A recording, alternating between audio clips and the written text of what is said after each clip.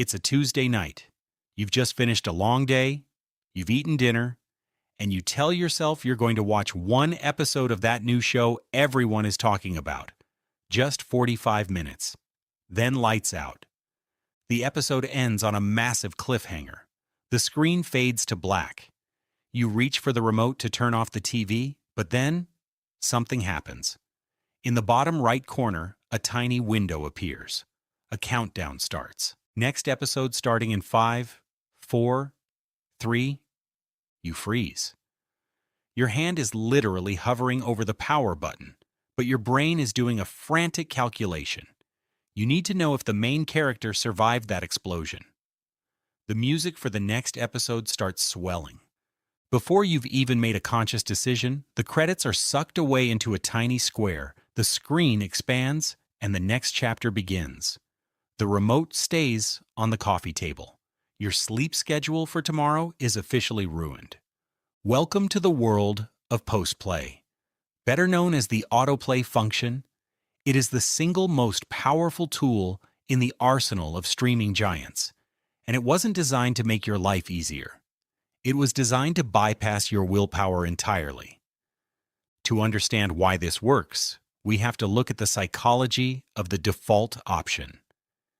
In human behavior, we have a massive bias toward the path of least resistance. If you go to a restaurant and the chef's special is already picked out for you, you're statistically much more likely to order it than to spend 5 minutes scanning the entire menu.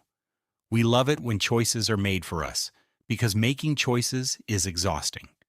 Every decision you make, from what socks to wear to how to phrase an email, depletes a tiny bit of your mental energy.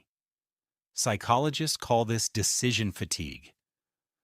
By the end of the day, when you're sitting on your couch, your decision tank is nearly empty. In the old days of television, the default was the end of the show. The credits rolled, the music stopped, and eventually the screen went static or showed a news broadcast. To keep watching, you had to perform an active choice. You had to find the remote, change the channel, or look up when the next show started. That tiny bit of effort, that friction, was a stopping cue. It gave your brain a chance to wake up and ask, am I actually still enjoying this? Or am I just tired? Netflix changed the game by flipping the default. They turned the stop into the active choice. Now the default is that the story continues forever. To stop watching, you have to exert effort. You have to find the remote and hit a button.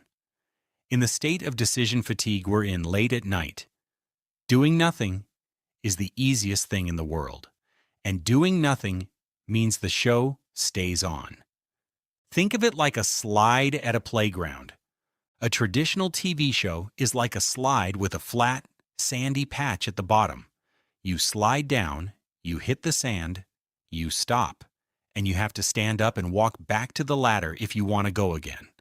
Netflix's autoplay is a slide that connects directly to the top of the next slide. You never hit the sand. You just keep gaining momentum. But there's a deeper, more biological reason why we find it so hard to look away, and it's linked to a psychological phenomenon called the Zeigarnik Effect. In the 1920s, a psychologist named Bluma Zeigarnik noticed something strange while sitting in a busy Vienna restaurant. She observed that the waiters could remember incredibly complex orders. Who ordered the schnitzel? Who wanted extra gravy? Who wanted no onions? As long as the meal was still in progress. But the moment the bill was paid and the task was closed, the waiters completely forgot everything. She discovered that the human brain hates an unfinished task. An open loop creates a form of mental tension. We are literally wired to seek closure. Showrunners and designers at Netflix are masters of the open loop. They don't just put a cliffhanger at the end of the episode. They pair that cliffhanger with a 5-second countdown to the resolution.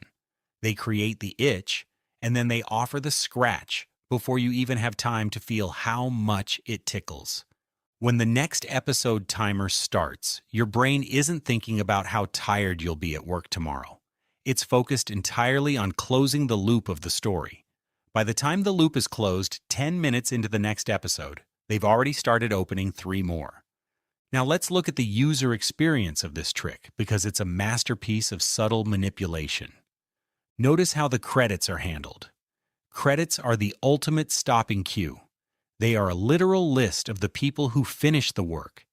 They signify that the product is complete. On Netflix, the moment the credits start, the screen physically shrinks. The names of the actors and directors, the people who actually made the art, are pushed into a tiny, unreadable box in the corner. The content you just finished is treated as if it's already garbage, and the next episode is given the center stage.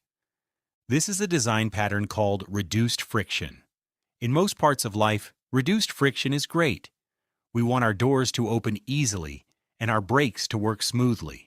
But in the world of consumption, friction is our friend. Friction is the "Are you sure?" button on a big purchase. Friction is the child's safety lock on a medicine bottle. By removing the friction of the credits, Netflix has removed the moment of reflection. They don't want you to sit in the silence and think about the themes of the movie you just watched. They don't want you to process the emotions. They want you to stay in the stream. This is why they call it streaming. A stream is a body of water where everything moves in one direction. And if you just float, you'll keep moving. To get out of a stream, you have to swim against the current. We see this same pattern in other parts of our lives, often in places that feel a lot more expensive than a Netflix subscription. Think about a high-end casino in Las Vegas. If you've ever walked into one, you might have noticed how difficult it is to find the exit. The carpets have busy, swirling patterns that lead you deeper into the room. There are no 90-degree turns. Everything is curved and flowing. There are no clocks on the walls. There are no windows to show you if it's day or night. The casino is a physical autoplay. It is designed to keep you in a state of flow, where the concept of time disappears. The default is to stay at the table. To leave, you have to actively navigate a maze of flashing lights and ringing bells. Or think about the one-click buy button on Amazon.